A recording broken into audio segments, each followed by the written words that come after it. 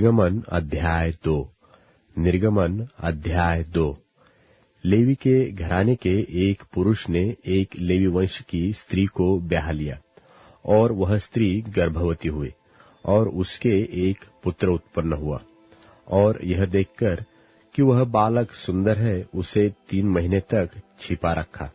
और जब वह उसे और छिपा न सकी, तब उसने उसके लिए सरकंडों की एक टोकरी लेकर उस पर चिकनी मिट्टी और राल लगाकर उसमें बालक को रखकर नील नदी के तीर पर कांसों के बीच छोड़ आई।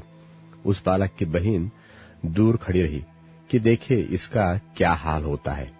तब फिरौन की बेटी नहाने के लिए नदी के तीर पर आई। उसकी सखिया नदी के तीर टहलने लगी। तब उसने कांसों के बीच टोकरी को देखकर अपनी दासी को उससे ले आने के लिए भेजा। तब उसने उसे खुलकर देखा कि एक रोता हुआ बालक है।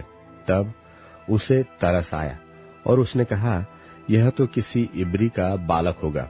तब बालक की बहन ने फिरौन की बेटी से कहा, क्या मैं जाकर इब्री स्त्रियों में से किसी भाई को तेरे पास बुला ले आऊं, जो तेरे लिए बालक को दूध पिलाया करे?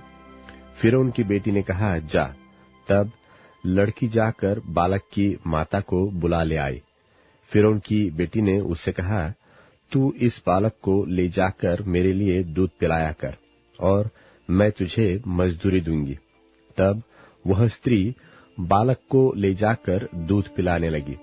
जब बालक कुछ बड़ा हुआ, तब वह उसे फिरौन की बेटी के पास ले गई, और वह उसका बेटा ठहरा।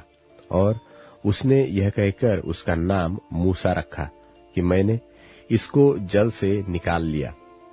उन दिनों में ऐसा हुआ कि जब मूसा जवान हुआ और बाहर अपने भाई बंधुओं के पास जाकर उनके दुखों पर दृष्टि करने लगा, तब उसने देखा कि कोई मिस्री जन मेरे एक इब्री भाई को मार रहा है। जब उसने इधर उधर देखा कि कोई नहीं है, तब उस मिस्री को मार डाला और बालू में छिपा दिया। फिर दूसरे दिन बाहर जाकर उसने देखा कि 2 इब्री पुरुष आपस में मारपीट कर रहे हैं। उसने अपराधी से कहा, तू अपने भाई को क्यों मारता है? उसने कहा, किसने तुझे हम लोगों पर हाकिम और न्याय ठहराया?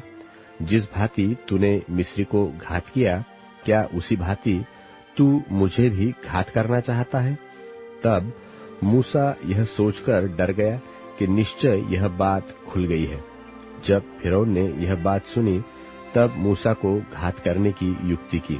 तब मूसा फिरौन के सामने से भागा और मिद्यान देश में जाकर रहने लगा, और वह वहां एक कुएं के पास बैठ गया।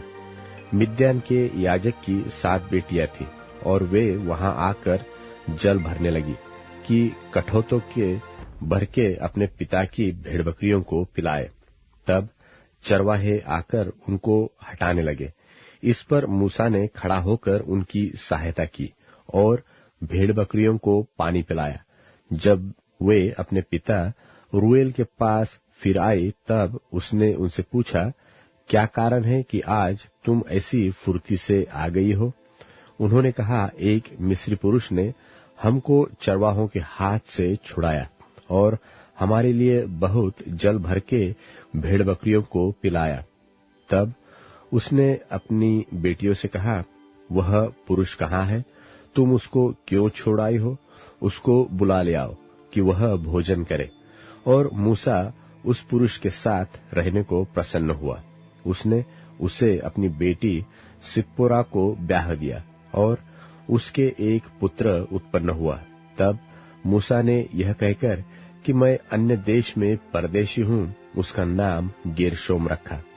बहुत दिनों के बीतने पर मिस्र का राजा मर गया, और इस्राएली कठिन सेवा के कारण लंबी लंबी सांस लेकर आहे भरने लगे और पुकार उठे, और उनकी दोहाई जो कठिन सेवा के कारण हुई, वह परमेश्वर तक पहुंची।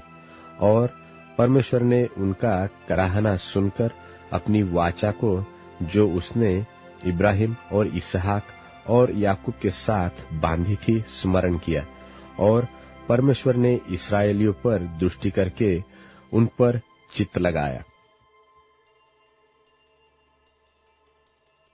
परमेश्वर इस वचन के पढ़े और सुने जाने के द्वारा आप सभी को आशीष दे।